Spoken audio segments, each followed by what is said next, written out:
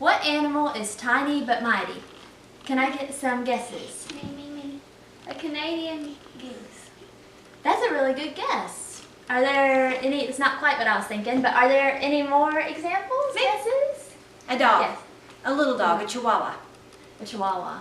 They're definitely tiny but mighty, but that's not quite what I was thinking. I was thinking of the miniature horse.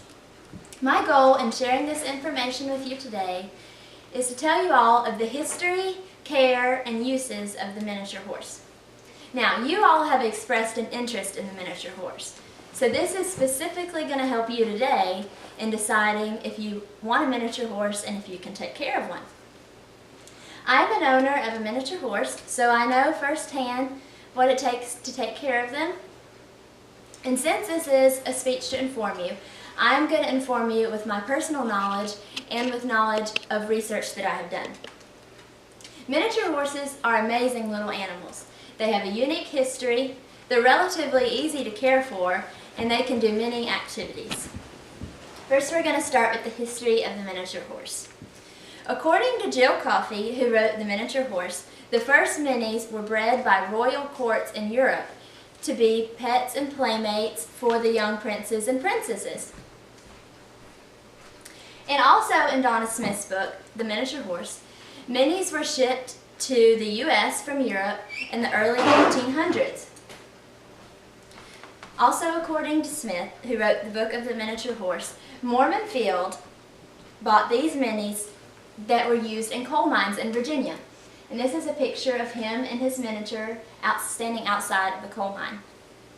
The author of the book of The Miniature Horse, Donna Smith, also informs us that the smaller coal mines were 36 inches in height, so the miniatures would have to be 34 inches in order to fit.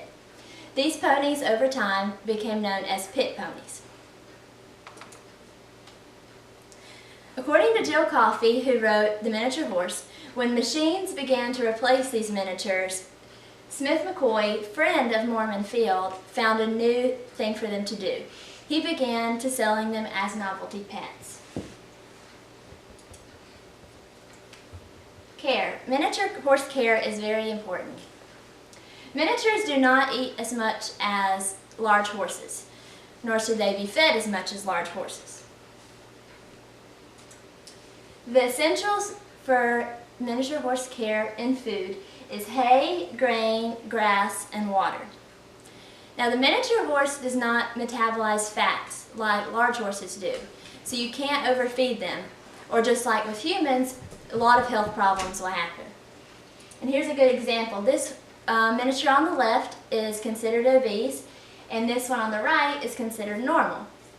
As you can tell, its stomach is really protruding, and its knees look very swollen. This one on the right is actually my miniature. Her name is Pixie, and they both have their winter coats on, but you can really tell which one is bigger and which one is probably going to have more health problems. The next part of care is hoof care. Now, miniatures hoof care is usually 8 weeks. You're going to trim them, file them down about every 8 weeks. This is a normal hoof. As you can tell, it is kind of rounded and it looks very smooth. If miniature hoofs are not taken care of properly, over time, this is what it would look like. This is considered an overgrown hoof, and this is very painful.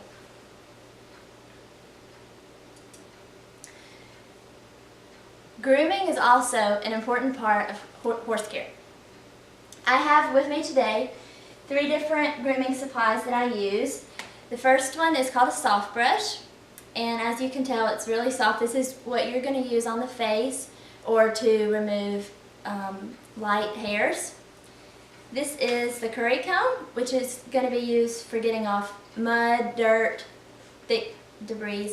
And this is going to be a comb that you will take through the hair of the horse to make it smooth.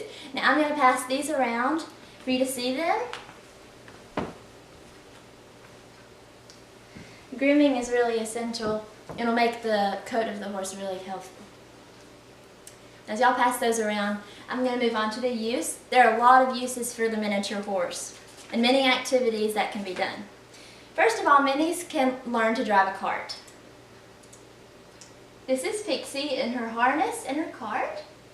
This is something, according to Sabine Ellinger, in her book, Train Your Miniature Horse to Be All She Can Be, she informs us that driving is an affordable and a fun activity for both horse and owner. Miniatures also jump. They make great jumpers. And with training, miniatures can jump more than a foot taller than themselves.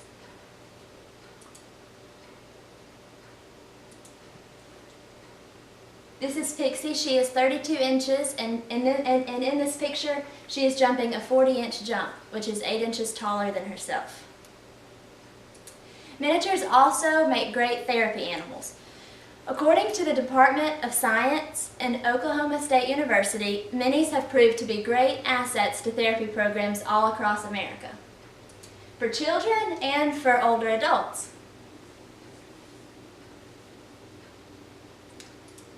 Lastly, minis make great loving companions, specifically for other animals, larger horses, donkeys, goats, as pasture mates, and as just being companions to each other, giving each other company. This is my donkey on the right, an older, larger horse in the middle, and the miniature Pixie on the left.